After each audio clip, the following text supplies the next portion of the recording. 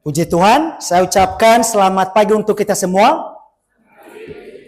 Luar biasa, cara kebaktian di Grave begitu membakar semangat. Kita punya slogan dalam berjemaat, preaching is the king and singing is the queen. Jadi berkhotbah seperti raja dan bernyanyi seperti ratu. Tadi pemimpin pujian, Pak Boni, saya panggil Pak karena sudah berkeluarga. Jadi begitu semangat untuk memimpin acara. Dan mudah-mudahan khotbahnya seperti raja. Ya, kita berdoa semoga apa yang sudah saya siapkan dapat disampaikan dengan baik. Pertama-tama saya sangat bersyukur pada Tuhan diberi kesehatan, kekuatan, sehingga hari ini saya bisa berdiri di tempat ini di depan Bapak Ibu. Kedua juga bersyukur dan berterima kasih kepada Gembala Grave memberikan kesempatan bagi saya untuk menyampaikan firman Tuhan. Bagi saya ini adalah kesempatan emas. Kesempatan emas. Makanya pada waktu Pak Gembala Stephen tanya ke saya pada awal Januari, Evangelis Darnus, ya siap tidak untuk khotbah tanggal 30 Maret? Saya langsung jawab, siap. Mengapa? Karena yang pertama, ini kesempatan emas, belum tentu ada kesempatan lagi. Yang kedua, saya masih ingat pesan dari Pak Diaken Timotius. Pada bulan Maret tahun 2023, itu di acara Kongres Fundamentalis. Bahwa untuk menguasai bidang tertentu, itu butuh jam terbang minimal 10.000 jam. Itu 10.000 jam. Jadi saya ditabiskan tahun 2015. Karena Pak Diaken baru sampaikan tahun 2023, jadi saya nggak hitung-hitung udah berapa jam ini. Pokoknya menurut saya ini sudah di atas 10.000 jam, jikalau saya khotbah seperti Bapak Gembala Dr. Suento Liau. Mengeksegesi seperti Bapak Gembala Dr. Stephen Einstein Liau. Kemudian menyampaikan seperti Bapak Gembala Dr. Endu Mondo Liau. Baik Bapak Ibu yang terkasih dalam Tuhan. Puji syukur pada Tuhan, jemaat yang saya layani, jemaat GBI Kasih Karunia, tetap semangat. Doakan terus kiranya Tuhan tambahkan jiwa, ada 1, 2, 3 Tuhan kirim jiwa, ya kita bimbing, kita arahkan. Semoga ke depan semakin kuat. Selalu saya sampaikan ke jemaat Kasih Karunia bahwa kalau kita mau berhasil di dalam rohani, kita contoh GBI Grave. Kita contoh bagaimana mereka dalam pelayanan. Makanya itu menjadi ibaratnya kayak patokan bagi kami. Itulah sebabnya jemaat Grave ini harus tetap menjaga terus semangat. Harus tetap menjaga terus bagaimana di dalam melayani yang berapi-api. Karena akan berdampak bagi kami di lapangan. Bapak Ibu yang terkasih Tuhan, pada hari ini saya mau kita merenungkan ayat firman Tuhan di dalam kitab Wahyu pasal 2 ayat 1 sampai ayat yang ke-7. Setelah komunikasi dengan Pak Gembala Stephen pada waktu beliau tanya kesiapan saya untuk khotbah, saya berdoa Tuhan berikan saya hikmat kira-kira apa yang mau saya khotbahkan di GBI Grave. Karena ini tidak mudah. Kira-kira apa ini? Dan saya terdorong untuk membawa ayat ini untuk kita renungkan bersama. Baik, Wahyu pasal 2 ayat 1 sampai ayat yang ke-7. Kalau sudah ketemu kita baca bersama-sama dalam hitungan yang ketiga. Ilahi memberikan judul perikop kepada jemaat di Efesus. 1, 2, 3. Tuliskanlah kepada malaikat jemaat di Efesus, inilah firman dari Dia yang memegang ketujuh bintang itu di tangan kanannya dan berjalan di antara ketujuh kaki dian emas itu. Aku tahu segala pekerjaanmu, baik jeripayamu maupun ketekunanmu. Aku tahu bahwa engkau tidak dapat sabar terhadap orang-orang jahat, bahwa engkau telah mencobai mereka yang menyebut dirinya rasul, tetapi yang sebenarnya tidak demikian, bahwa engkau telah mendapati mereka pendusta. Dan engkau tetap sabar dan menderita oleh karena namaku, dan engkau tidak mengenal lelah. Namun demikian, aku mencela engkau, karena engkau telah meninggalkan kasihmu yang semula. Sebab itu ingatlah betapa dalamnya engkau telah jatuh. Bertobatlah dan lakukanlah lagi apa yang semula engkau lakukan. Jika tidak demikian, aku akan datang kepadamu dan aku akan mengambil kaki dianmu dan aku akan tebasnya jikalau engkau tidak bertobat. Tetapi ini yang ada padamu, yaitu engkau membenci segala perbuatan pengikut-pengikut Nikolaus yang juga kubenci. Siapa bertelinga, hendaklah ia mendengarkan apa yang dikatakan Roh kepada jemaat-jemaat. Barang siapa menang, dia akan kuberi makan dari pohon kehidupan yang ada di taman Firdaus Allah. Kita berdoa, minta Pak Gembala Dr. Sentulio memimpin kita dalam doa. Mari kita berdoa. Bapa di surga, kami pada pagi hari ini punya kesempatan kumpul berjemaat, dengan kami sudah bernyanyi dan mengekspresikan hati kami. Sekarang tiba saatnya kami mau mendengarkan uraian firman-Mu. Tuhan kiranya menolong agar Injil Darmus menjadi alat yang baik, menyampaikan kebenaran-Mu, dimengerti dan bahkan ingat mati Tuhan untuk kehidupan sehari-hari, baik secara pribadi maupun kami secara jemaat. Berdoa, menyerahkannya ke dalam tangan-Mu. Dalam nama Tuhan Yesus kami berdoa. Amin. Amin. Baik Bapak Ibu yang saya kasih dalam Tuhan, dari ayat yang barusan kita baca, saya memberikan judul khotbah saya ialah jaga terus kasih-Mu yang semula. Jaga terus kasih-Mu yang semula. Agar kita mudah memahami khotbah yang saya sampaikan, tadi ada 2 orang yang saya minta bantu untuk di mana saya mau ini. Pak Siregar sama Agus tadi mana ya? Oke. Yang lilin tadi Pak. Supaya mudah kita pahami untuk menjaga terus kasih kita yang mula-mula. Mari Pak. Saudara Agus tadi yang mana ini? Tadi udah saya sampaikan, nanti minta tolong pada saat saya khotbah, tolong dibantu agar nanti khotbah saya mudah dipahami. Oke, jadi ada 2 lilin saya bakar, satunya ini dibiarkan, satunya dijaga. Jadi saya tiup, ini anggaplah ini yang tidak dijaga, mudah mati. Yang kedua adalah yang dijaga. Saya coba tiup. Karena sudah dijaga, itu tidak mudah mati, tidak mudah padam. Oke, terima kasih Pak. Ya. Karena tadi saya sampaikan ke mereka bahwa kalau yang ini gagal, maka khotbah saya nanti tidak tersampaikan secara full. Dan puji Tuhan, berdua sudah luar biasa membantu. Baik Bapak Ibu yang terkasih dalam Tuhan, jaga terus kasih-Mu yang mula-mula. Rasul Yohanes menulis ini kepada secara khusus itu kepada gembala di Efesus. Tapi secara umum itu kepada jemaat Efesus dan kepada universal itu kepada kita semua. Dan saya berpikir bahwa ini sangat cocok untuk kita renungkan bahwa karena ada banyak persamaan kita dengan jemaat Efesus. Ada banyak persamaan kita dan kita akan belajar supaya kita tidak melakukan kesalahan yang sama seperti yang dilakukan oleh jemaat Efesus. Karena jemaat Efesus ini adalah jemaat yang luar biasa. Dilayani oleh tokoh-tokoh yang luar biasa.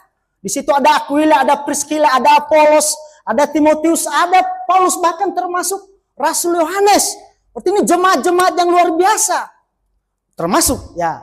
Jadi saya bandingkan jemaat Grafe itu dilayani oleh hamba-hamba Tuhan yang hebat, yang luar biasa. Ini gelar sudah mentok begitu ya. Sudah PhD begitu ya. Tidak main-main. Makanya tidak heran kalau kami dijadwalkan khotbah itu tidak mudah. Wah, kenapa? Bayangkan setiap minggu jemaat dengar khotbah, ibaratnya kalau level pedas itu sudah level 10 begitu ya. Wah, level 10 gitu. Tiba-tiba kita khotbah, ini kasih level 2 kan tidak terasa begitu. Wah, nah oleh sebab itu ya banyak berdoa Tuhan pimpin kira-kira apa yang mau disampaikan. Karena saya percaya bahwa firman Tuhan itu semakin digali, itu pasti ada pelajaran, ada pengajaran yang dalam. Karena berapa kali saya ikut bolok kelas atau ikut seminar yang dibawakan oleh Pak Gembala Suwento, bahan yang sama, tapi ketika disampaikan berkali-kali, ada pelajaran baru yang bisa kita petik. Bapak Ibu yang terkasih Tuhan, jadi jaga terus kasihmu yang semula. Ini perlu saya sampaikan kepada kita bahwa kita harus mengingat bahwa GBIA itu bisa berdiri di Indonesia itu tidak lepas dari jemaat Grafe. Tidak lepas dari semangat pemimpin-pemimpin jemaat Grafe. Tidak lepas dari jemaat-jemaat Grafe yang mengasihi Tuhan. Tidak terasa sebentar lagi GBIA Grafe ulang tahun yang ke-30. 30 apa 35 ya? 30 tidak terasa dan luar biasa gitu. Sudah ada hasilnya. Dan saya berpikir bahwa kalau semangat, kalau kasih jemaat Grafe dijaga terus menerus seperti ini, maka ke depan GBIA itu banyak berdiri. GBIA itu banyak berdiri.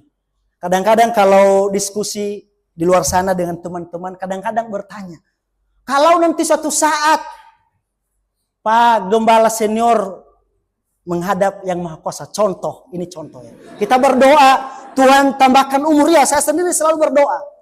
Karena saya pengen sebelum beliau menghadap itu saya sudah banyak mendapat ini ilmu-ilmu, karena biasanya guru itu ada satu jurus yang belum dikeluarkan. Biasanya kalau udah terakhir baru dikasih tahu. Ya, jadi kita berdoa. Kadang-kadang dalam diskusi, katanya nanti kalau seandainya sudah tiada, nanti jangan-jangan ke depan Grafe tidak seperti yang sekarang. Tapi saya melihat berbeda. Saya bilang bahwa justru ke depan ini lebih luar biasa. Mengapa? Beliau punya anak-anak yang luar biasa, cucu-cucu yang luar biasa. Bukan hanya itu, jemaat-jemaat yang luar biasa. Saya melihat banyak wajah-wajah muda. Saya nggak tahu apakah memang yang dulu sebenarnya sudah berumur tapi wajahnya masih muda, atau memang ini kebanyakan anak muda sekarang begitu ya. Awet muda. Bapak Ibu yang saya kasih mention, jadi saya yakin justru ke depan itu lebih luar biasa lagi. Kenapa? Karena secara fasilitas sudah memadai. Maka untuk penjangkauan jiwa itu lebih luar biasa. Asalkan tadi, jaga terus kasihmu yang semula. Karena kalau tidak dijaga, inilah yang Tuhan tegur kepada jemaat Efesus. Bahwa engkau telah jatuh. Engkau kembali, engkau bertobat untuk jaga itu kasihmu yang mula-mula. Bapak Ibu yang terkasih dalam Tuhan, kita akan melihat bagaimana cara menjaga terus kasih kita yang mula-mula agar ini kasih kita kepada Tuhan itu terus terjaga. Sampai kapan? Sampai Tuhan jemput kita, atau yang kedua sampai kita dipanggil Tuhan, sehingga kita menyelesaikan tugas dengan baik.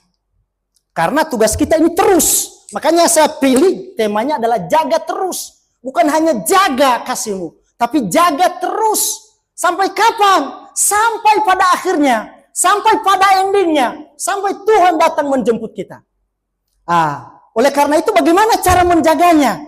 Maka saya sudah siapkan ada 3 poin yang bisa kita lakukan agar kita bisa menjaga kasih kita yang mula-mula. Yang pertama adalah kita menjaga kasih mula-mula itu dengan cara kita harus punya konsep bahwa apapun yang kita lakukan itu untuk Tuhan. Apapun yang kita lakukan itu untuk Tuhan. Kolose pasal 3:23, apapun yang kamu perbuat, perbuatlah dengan segenap hatimu seperti untuk Tuhan dan bukan untuk manusia. Di dalam Wahyu pasal 2 ayat 1 sampai 2, kita lihat di situ bahwa tuliskanlah kepada malaikat jemaat di Efesus, inilah firman dari Dia yang memegang ketujuh bintang itu di tangan kanannya dan berjalan di antara ketujuh kaki dian emas itu. Aku tahu segala pekerjaanmu. Aku tahu, bahkan kalau kita baca di dalam Wahyu pasal 2 dan selanjutnya kepada jemaat-jemaat, penekanan di situ bahwa aku tahu. Tuhan tahu. Di dalam jemaat, siapakah yang terlibat di dalam pekerjaannya. Terkadang kita itu ciut di dalam pelayanan. Ketika kita melihat teman kita, sepertinya tidak ambil bagian. Sepertinya hanya melihat-lihat kita. Terkadang, apalagi ya kalau di jemaat yang besar sebesar Grafis sih tidak terlalu terasa. Tapi bagi jemaat yang kecil, itu terasa sekali. Sehingga ada yang merasa, kok saya terus? Dia tidak. Begitu. Nah mulailah di sini, udah kalau begitu saya nggak mau. Nah, apa yang terjadi? Ya, akhirnya kasih jadi memudar. Oleh karena itu, agar kasih kita tetap terjaga, maka kita harus punya konsep bahwa apapun yang saya lakukan itu adalah untuk Tuhan. Bapak Ibu yang terkasih dalam Tuhan, saya sengaja menyampaikan khotbah ini karena melihat belakangan ini bagaimana pelayanan di lapangan itu ada yang stagnan. Ada juga yang bertumbuh. Puji Tuhan, tanggal 9 kemarin saya khotbah di GBI Serpong, itu itu luar biasa maju begitu. Tapi ada juga tempat-tempat di mana posisi stagnan. Ada juga tempat-tempat bukan hanya stagnan, kadang ada posisi mundur. Tapi biasa saya kasih semangat, mundur itu bukan berarti kalah. Karena di dalam berbisnis kadang-kadang ada posisi seseorang mengambil langkah mundur untuk ancang-ancang untuk melesat lebih jauh. Jadi harus kita punya cari gitu, maksudnya alasan untuk memotivasi diri. Nah, terkadang ketika kita mendengar pelayanan si A, pelayanan si B, contoh ini, ada tadi satu jemaat yang begitu semangat untuk mendukung. Habis-habisan contohnya, tiba-tiba hasilnya tidak memuaskan. Terkadang ya secara manusiawi gitu, kita bisa kecewa. Waduh, kok begini ya? Apalagi kabarnya hilang. Dan lain sebagainya. Kadang kita merasa, bagaimana kalau begitu berikutnya saya tidak dukung lagi pelayanan. Nah, ini hati-hati. Mengapa? Karena konsep kita sudah salah. Konsep kita itu adalah kita lakukan itu adalah untuk Tuhan. Bukan untuk orang yang bersangkutan. Sehingga kasih kita tetap terjaga. Bapak Ibu yang terkasih Tuhan, saya sangat salut sama jemaat Grafis. Begitu luar biasa di dalam melaksanakan visi misi Tuhan. Ini sebentar lagi kan bawa kelas. Ini tentu biaya yang besar. Ini tidak mungkin jalan jikalau ini dua pihak ini. Pemimpinnya tidak mengasihi Tuhan sungguh-sungguh. Saya yakin dan percaya itu. Makanya Tuhan berkati. Tuhan tolong, Tuhan tambahkan jiwa kepada jemaat Grafis karena pemimpinnya sungguh-sungguh mengasihi Tuhan. Yang kedua adalah jemaat. Sungguh-sungguh mengasihi Tuhan. Karena kalau seandainya tidak sungguh-sungguh mengasihi Tuhan, ambil bagian di dalam pelayanan, dia merasa berat.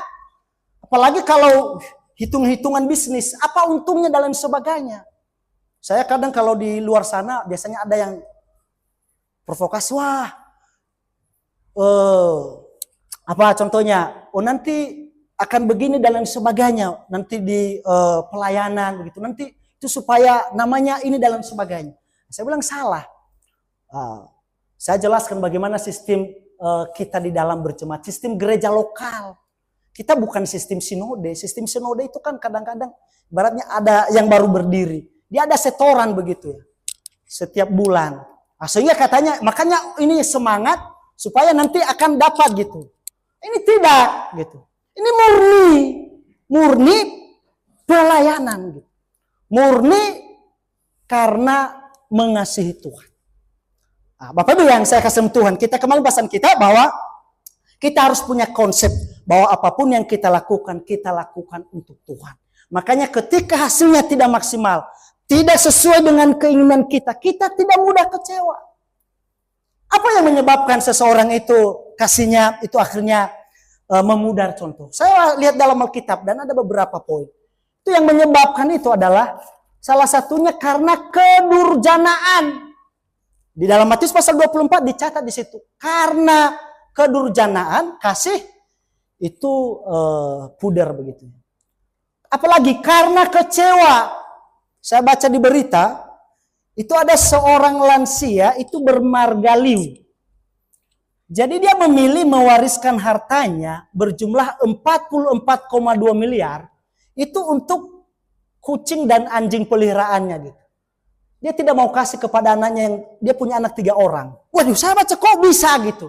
Bukannya kepada anaknya. Oh, ternyata setelah saya baca itu karena kecewa.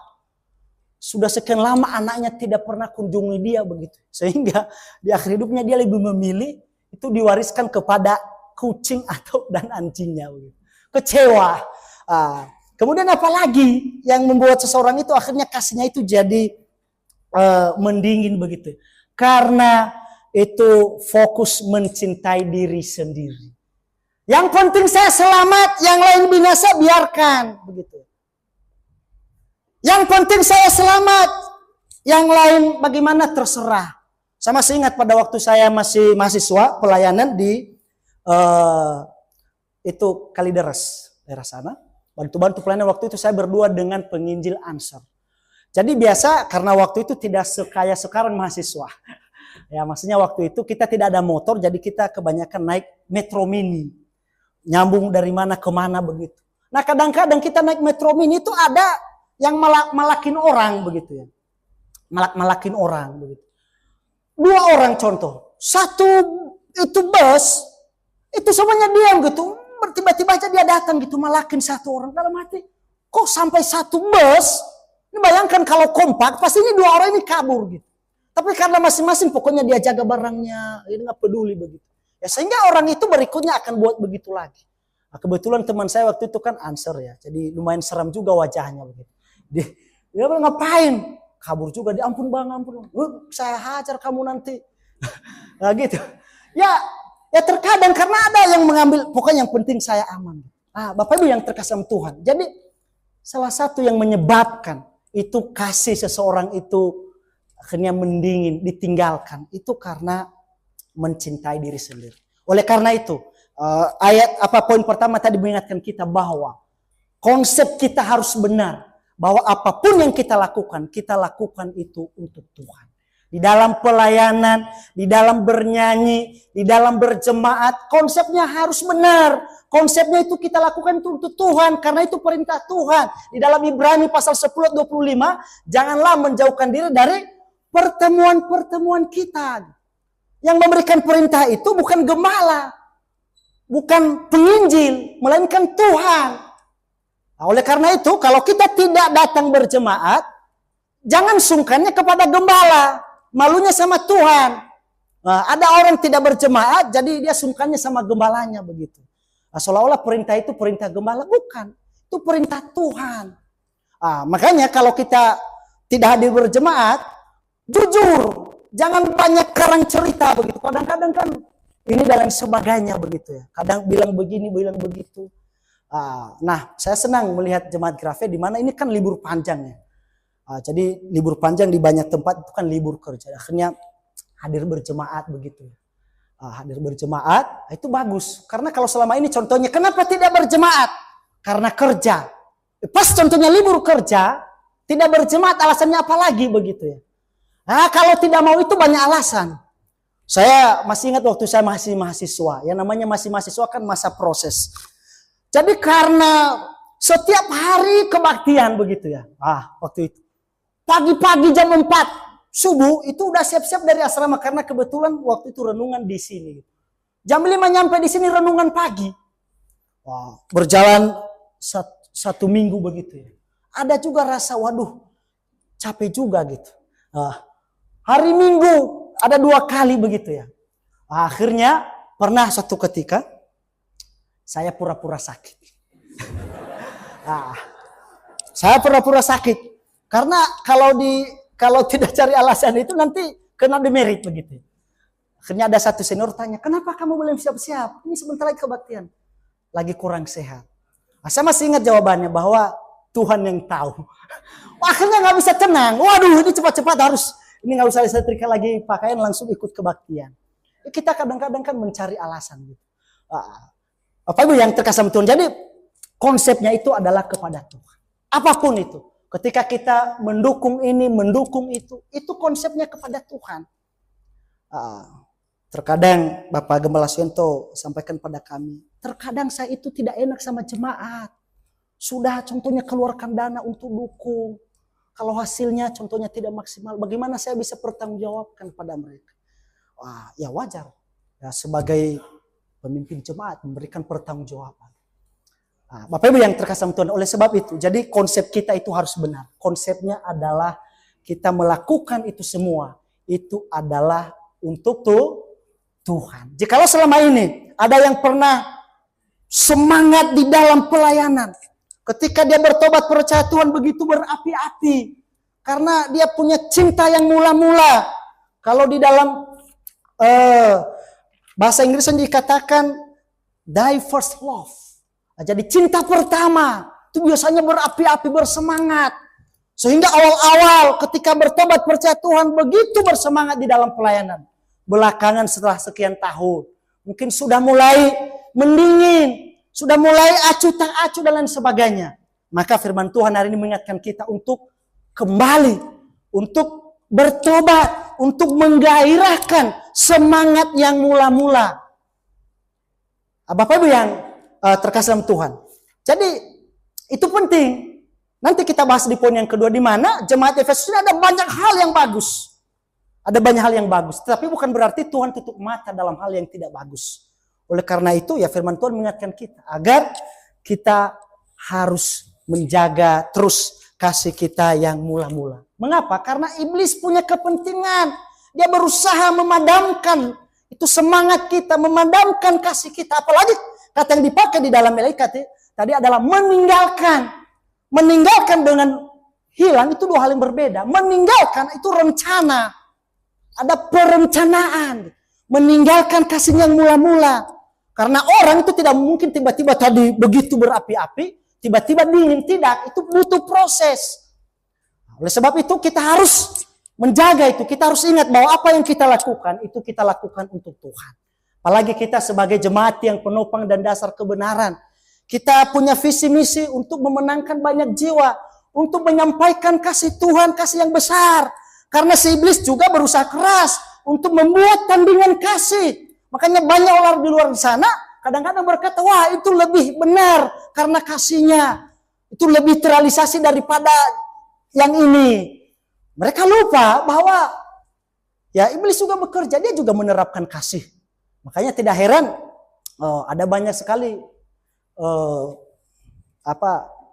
keyakinan-keyakinan tertentu menerapkan kasih. Tetapi yang Alkitab katakan pada kita bahwa kasih Tuhan itu kasih yang besar. Kasih Tuhan itu bukan hanya fokus di materinya. Kalau kasih si jahat itu fokusnya di materi. Tapi kalau kasih Tuhan, kasih yang besar fokusnya itu pada penyelamatan jiwa. Makanya tadi ayat yang kita baca dalam Roma pasal 10.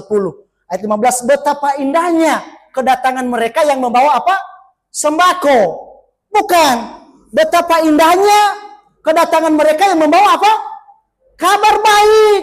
Itu yang paling utama. Itu fokusnya. Tapi si jahat berusaha keras untuk mengaburkan itu. Makanya buat tandingan sana sini sehingga orang yang tidak sungguh-sungguh cinta Tuhan, dia tidak tahu yang mana ini yang benar. Tapi yang benar sebenarnya adalah fokus pada penyelamatan jiwa. Karena sembako itu tidak mungkin memenangkan jiwa. Sama saya ingat, tanggal 28 Maret tahun 2005. Kebetulan juga di Thailand kan terjadi gempa bumi. Waktu itu juga di Nias tanggal 28 Maret 2005. Itu sekitar jam 11 malam. Saya masih ingat karena sorenya saya main bola begitu. Wah, terjadi gempa bumi begitu. Akhirnya orang yang tidak pernah datang ke gereja, itu nyanyinya kencang gitu. Ya, nyanyinya kencang. Wah, kemudian hari Minggu dia yang paling depan itu ayo ke gereja begitu ya. Nah intinya sangat disayangkan karena tidak ada yang membawa kabar baik. Jadi ya kita merasa bahwa mungkin kurang tekun. dalam melaksanakan keyakinan kita. Tadi pagi saya membaca apa yang ditulis oleh Bapak Gembala Dr. Sintuliau tentang yang di Thailand, bahwa bencana alam itu tidak mungkin membawa orang pada keselamatan gitu. Justru malah sebaliknya berpikir bahwa mungkin kurang tekun, mungkin kurang mengaplikasikan sehingga perlu lagi lebih bersemangat lagi dalam hal itu. Tapi apa yang bisa mengubah itu adalah berita Injil, kabar baik. Harus ada yang memberitakan, apalagi harus ada yang mengutus. Harus ada yang mengutus. Makanya tadi saya sampaikan bahwa jemaat Grafik harus jaga terus kasih yang sekarang. Ini luar biasa. Luar biasa. Kalau dijaga terus beberapa puluh tahun ke depan, beberapa generasi ke depan, maka akan banyak jiwa dimenangkan. Karena bagaimanapun, dua pihak ini tidak mungkin bisa saling lepas. Antara yang diutus dengan yang mengutus. Memang ya, ini saya sampaikan juga, memang sekarang posisi ada beberapa tempat yang stagnan. Tetapi saya melihat begini. Kalau di dalam kitab Pengkhotbah dikatakan segala sesuatu ada masanya. Mungkin awal-awal itu begitu mudah, kalau kita start itu begitu mudah. Mungkin itu masanya untuk mendirikan.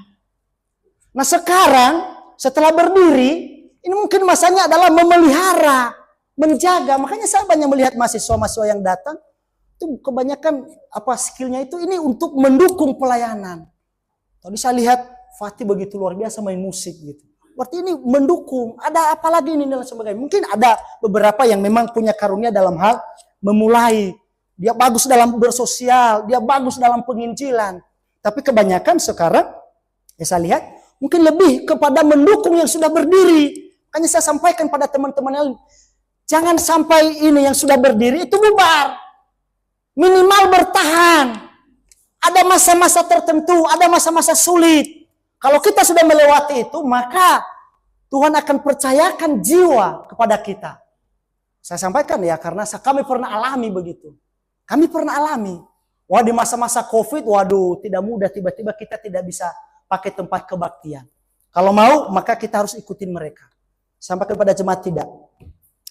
Tidak. Kalau Tuhan yang membuka pintu, tidak ada suatu orang pun yang bisa menutup.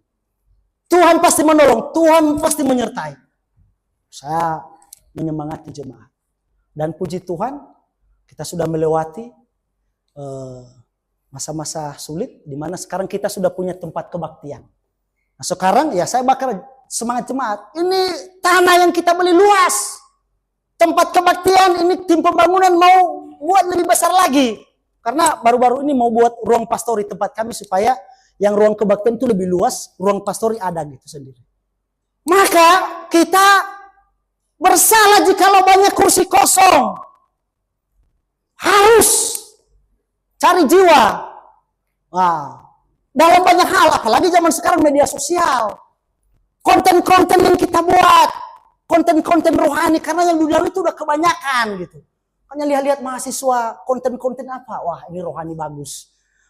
Itu karena yang dunia itu udah kebanyakan, jangan cari lagi, jangan tambah. Yang rohani, ada yang bagus di mana di bagian TikTok, ini media sosial ini, itu kita pakai untuk membawa jiwa. Bapak Ibu yang terkasih Tuhan, dengan konsep bahwa kita lakukan itu untuk Tuhan. Bapak Ibu yang saya kasih Tuhan, kita kembali bahasan kita bahwa yang pertama, jaga terus kasih-Mu yang mula-mula. Caranya yang pertama adalah dengan kita harus punya konsep bahwa apa yang kita lakukan untuk Tuhan. Yang kedua adalah bahwa bagaimana cara menjaga kasih mula-mula. Yang kedua adalah dengan cara menuruti segala perintah Tuhan. Kita baca di ayat 2 sampai ayat yang ke-6. Dikatakan di situ, aku tahu segala pekerjaanmu, baik jeripayamu maupun ketekunanmu. Aku tahu bahwa engkau tidak dapat sabar terhadap orang-orang jahat. Bahwa engkau telah mencobai mereka yang menyebut dirinya rasul, tetapi yang sebenarnya tidak demikian. Bahwa engkau telah mendapati mereka pendusta. Dan engkau tetap sabar dan menderita oleh karena namaku, dan engkau tidak mengenal lelah. Namun demikian aku mencela engkau karena engkau telah meninggalkan kasih-Mu yang semula. Sebab itu ingatlah betapa dalamnya engkau telah jatuh. Bertobatlah dan lakukanlah lagi apa yang semula engkau lakukan. Jika tidak demikian, aku akan datang kepadamu Dan aku akan mengambil kaki dianmu dari tempatnya jikalau engkau tidak bertobat. Tapi ini yang ada padamu, yaitu engkau membenci segala perbuatan pengikut-pengikut Nikolaus yang juga kubenci. Luar biasa. Tuhan memuji di banyak bagian. Mereka bagus dalam hal apa? Kemurnian doktrinal, bagus. Dalam hal separasi, bagus. Dalam hal ketekunan, bagus. Dalam hal kerajinan, bagus. Ya, jadi sudah bagus gitu. Ya, harus rajin. Saya masih ingat pesan Pak Gembala untuk pada kami bahwa orang Kristen, apalagi hamba Tuhan, itu rajinnya 2 kali lipat. Wah, kenapa? Kita punya tanggung jawab 2. Yang pertama untuk kebutuhan keluarga. Jangan jago di pelayanan, keluarga melarat begitu ya. Ketika nanti orang tahu, aduh ini bagaimana pelayanan kan begitu. Yang kedua adalah kita punya tanggung jawab dalam melaksanakan visi misi Tuhan. Siapa yang bertanggung jawab itu adalah orang-orang percaya. Masa orang yang tidak percaya yang bertanggung jawab? Nah, jemaat Efesus luar biasa. Mereka rajin, bersemangat. Bahkan kalau kita baca di dalam Kisah Para Rasul pasal 19, itu luar biasa loh jemaat Efesus ini. Makanya saya sangat tertarik membawa renungan ini karena ada banyak persamaan dengan jemaat Grafe. Nah, salah satunya Efesus waktu itu ada STT Tyrannus.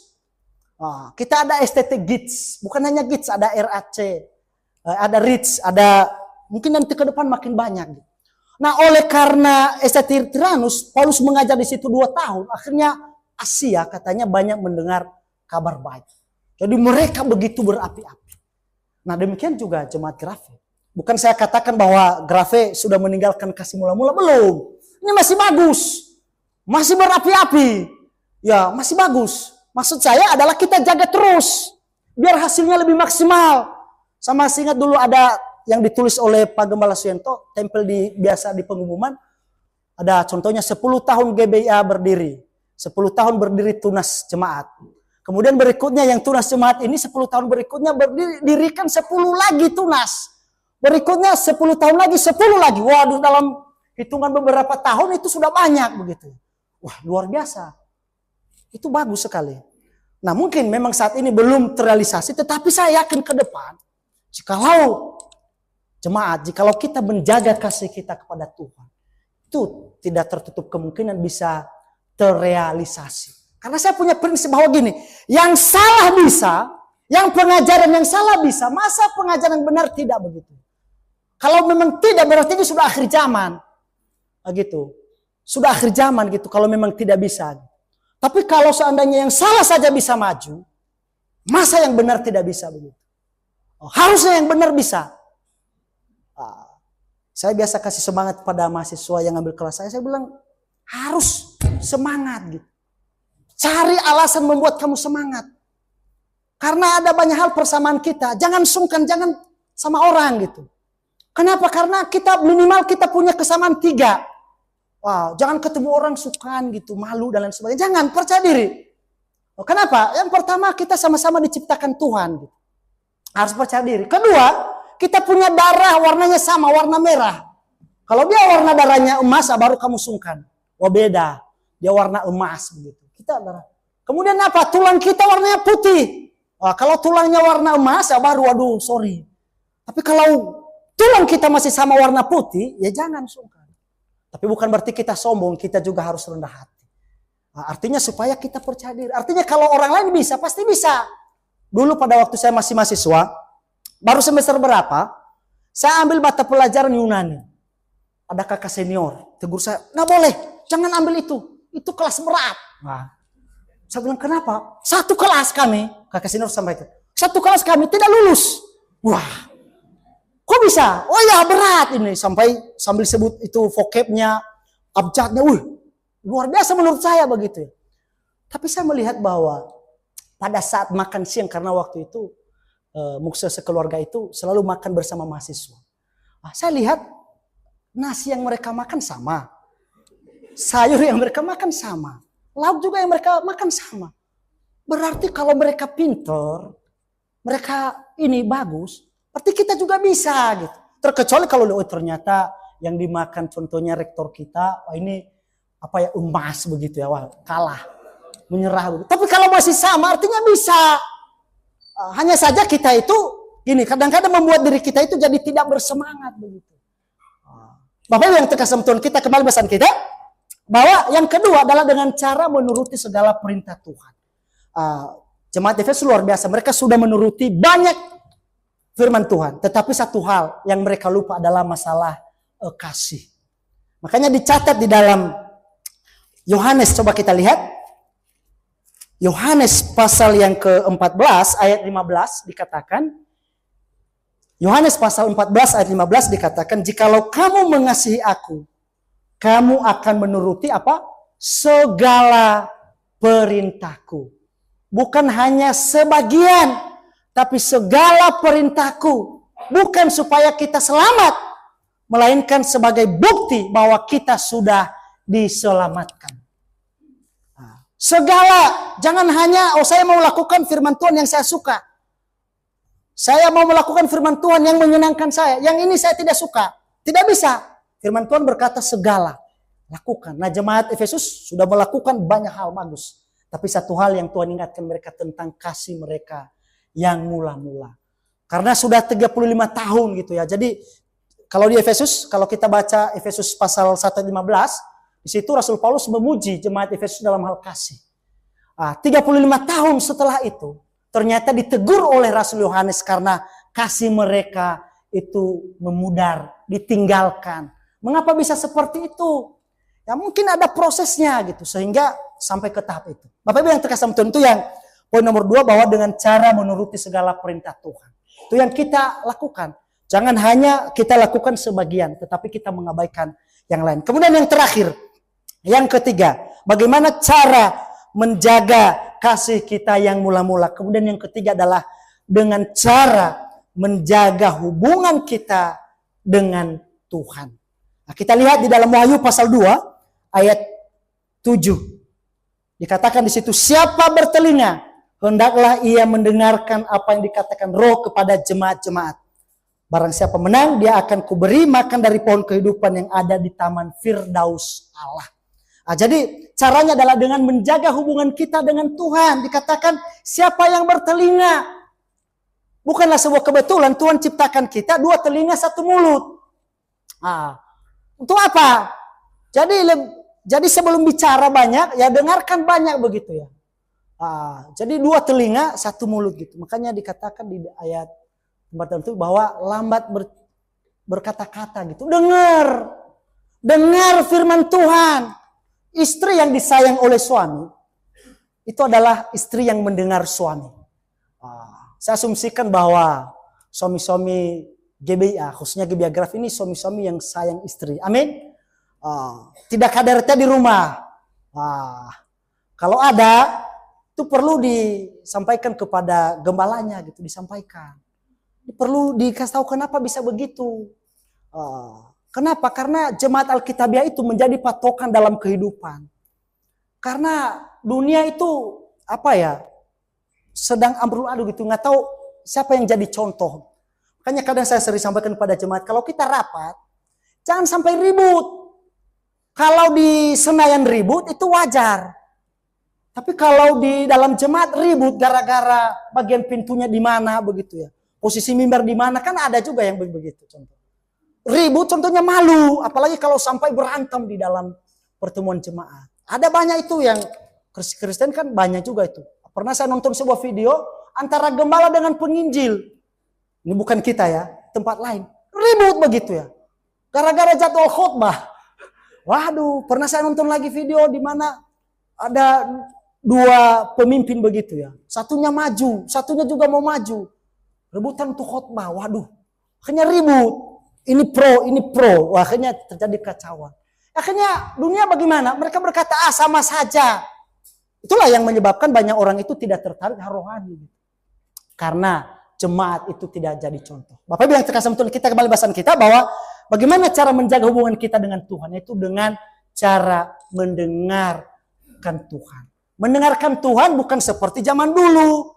Tidur begitu, dengar suaranya. Tidak. Mendengar suara Tuhan itu melalui firman Tuhan. Banyak orang itu itu maunya didengar Tuhan, tidak mau mendengar Tuhan. Makanya kalau dia nyanyi bisa berjam-jam. Betah dia. Tapi kalau dengar firman Tuhan, paling 10 menit udah cukup itu. Saya pernah diundang khotbah. Saya lihat susunan acaranya 3 jam lamanya. Saya lihat untuk yang durasi waktu khotbah berapa? 15 menit. Wah, saya bilang nggak jadi. Masa yang untuk nyanyi sampai 2 jam begitu ya. Khotbah hanya 15 menit, 10 menit. Nggak jadi. Ini udah terbalik. Harusnya dengar khotbah itu lama. Nyanyi, ya nyanyi, tapi jangan sampai yang khotbah dipres begitu ya. Supaya kita banyak dengar. Mengapa? Karena kalau kita banyak dengar, maka kita akan tahu apa kehendak Tuhan dalam hidup kita. Di dalam keluarga, itu banyak keluarga itu tidak akhirnya kompak. Terkadang, ya karena tidak saling dengar. Memang pada waktu cinta itu semuanya indah-indah begitu. Tapi setelah berkeluarga, akhirnya kita melihat, oh begini dan lain sebagainya. Makanya saya sangat senang sekali sistem jemaat kita bagaimana sebelum menikah ada namanya konseling. Supaya sedikit-sedikit tahu dia suka apa, dia suka warna apa. Jangan sampai nanti sudah menikah belum tahu. Gitu. Ternyata makanan yang dia tidak suka pada waktu dia ulang tahun kasih. Ya ribut. Ribut. Nah apa yang terjadi? Akhirnya tidak akur. Nah ketika tidak akur maka komunikasi tidak jalan. Komunikasi tidak jalan, nah ini kesempatan bagi si jahat untuk masuk. Apalagi ada orang-orang Kristen yang kurang berhikmat ketika dia lagi ada masalah sama pasangan hidupnya. Dia tulis di media sosial. Lapor begitu. Maka muncullah dokter-dokter kesiangan begitu gadungan. Pahlawan-pahlawan, aduh kalau tidak ada tempat bersandar deh, ini ada bahu abang. Akan begitu. Wah, lama-lama makin bermasalah dalam keluarga, ujungnya pisah. Apa yang terkesan Tuhan? Firman Tuhan mengingatkan kita bahwa cara menjaga hubungan kita dengan Tuhan itu dengan kita mendengar. Mendengar apa? Mendengar firman Tuhan. Kita membaca firman Tuhan. Tadi saya sengaja datang lebih awal karena saya masih ingat pesan Pak Gembala Suento bahwa kalau diundang khotbah, usahakan sudah datang sebelum jemaat datang. Sejam atau setengah jam lah paling lama. Dan memang saya sengaja datang tadi karena mau ikut sekolah minggu. Karena udah lama tidak ikut sekolah minggu. Karena selama ini kan mengajar. Berarti saya mau dengar. Wah luar biasa tadi pembahasan. Bagaimana Pak Gembala Stephen memaparkan. Wah itu begitu dalam. Bahkan tadi saya ketawa sedikit juga. Karena ada tadi satu raja. Raja Salum gitu. Ada raja apa ini? Berapa banyak orang Kristen yang tahu tentang nama-nama itu. Paling ditahu contohnya Saul, Daud, Salomo. Kemudian Rehabeam. Nah berikutnya siapa? Belum tentu tahu. Nah kalau kita belajar maka kita akan tahu. Kita mendengarkan firman Tuhan. Jujur saya sebagai pengkhotbah. Tetapi ketika ada waktu luang saya dengar khotbah grafik. Saya dengar khotbah grafik. Makanya saya senang sekali ada live begitu. Lebih bagus lagi kalau seandainya ada yang punya ide itu. Mungkin kita bisa masukkan contohnya di aplikasi. Mungkin beberapa menit kita posting begitu. Saya kan suka posting contohnya video khotbah ini bagus. Daripada jemaat kita mengonsumsi video-video khotbah kelompok lain, ya kita buat begitu. Makanya banyak kenapa tiba-tiba jemaatnya berkurang. Kadang-kadang yang ketika dia buka media sosial yang didengar khotbah dari kelompok lain, teologi kemakmuran. Contoh ya, dan cara kita adalah dengan membuat itu. Ada banyak saya lihat ini punya keahlian di bidang itu. Dan saya sampaikan kepada jemaat kasih bahwa kalau ke depan fasilitas kita semakin memadai, maka secara media sosial kita harus aktif. Karena kalau kita tidak aktif, maka pemuda-pemuda kita itu mereka mengonsumsi itu khotbah-khotbah yang tidak benar, tidak alkitabiah. Makanya tidak heran kenapa anak muda begitu susah kita bawa. Mereka mengonsumsi firman-firman Tuhan yang sebenarnya bukan firman Tuhan, hanya karena dibungkus oleh firman Tuhan, menyenangkan kedagingan mereka, akhirnya mereka ke sana. Bapak Ibu yang saya kasih Tuhan. Jadi kembali bahasan kita bahwa dengan cara apa kita menjaga kasih kita yang mula-mula adalah dengan menjaga hubungan kita dengan Tuhan. Kita banyak mendengar Tuhan melalui firman-Nya, melalui renungan firman Tuhan, melalui khotbah.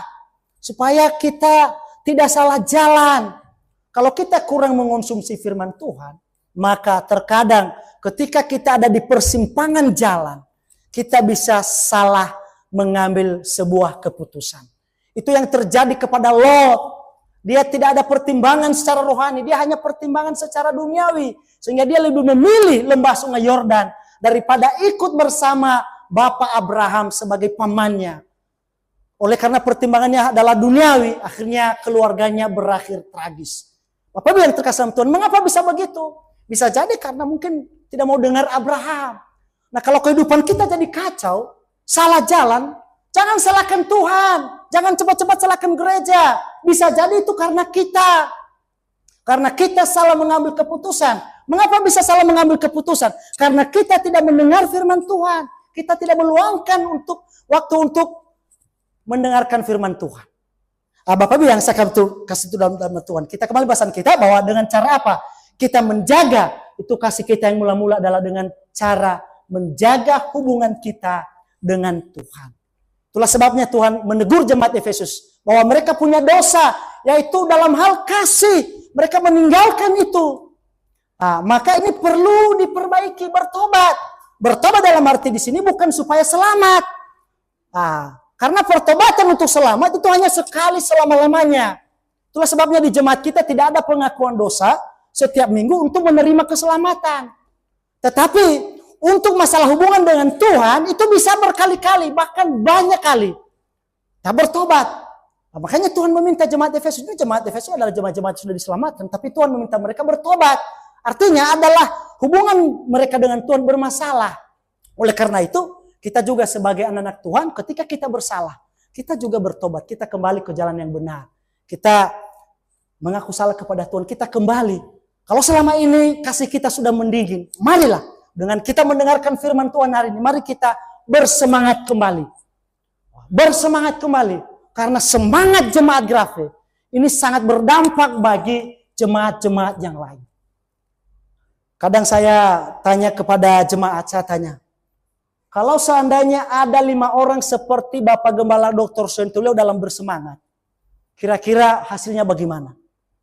Wah, saya yakin seluruh provinsi di Indonesia berdiri GBA. 5 orang.